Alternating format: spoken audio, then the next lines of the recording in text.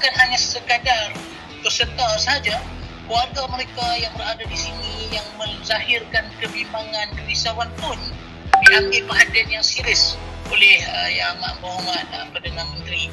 Maka waktu itu kita dapat lihat bahawa usaha ini adalah usaha yang disebut sebagai isar, iaitu yang dikatakan mendahului orang. Kalau kita tengok sirah bagaimana Rasulullah SAW berhijrah daripada Mekah ke Madinah, golongan-golongan Ansar ini mereka isar kepada golongan Muhajir, dan golongan Ansar ini memberi peluang kepada golongan Muhajirin ini, sama ada dari segi harta, sama ada dari segi bantuan penginapan.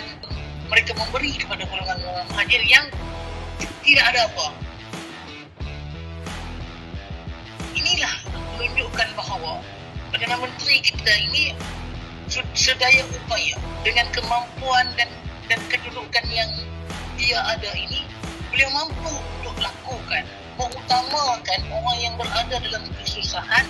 Beliau sendiri yang mengambil peranan ini, dan beliau sendiri memberi jaminan akan meminta, akan secara diplomatiknya ni memohon bantuan kepada negara-negara Islam yang lain agar memberi kemudahan ataupun menjamin keselamatan peserta Sumur Nusantara dan juga ahli keluarga mereka yang berada di Malaysia ini.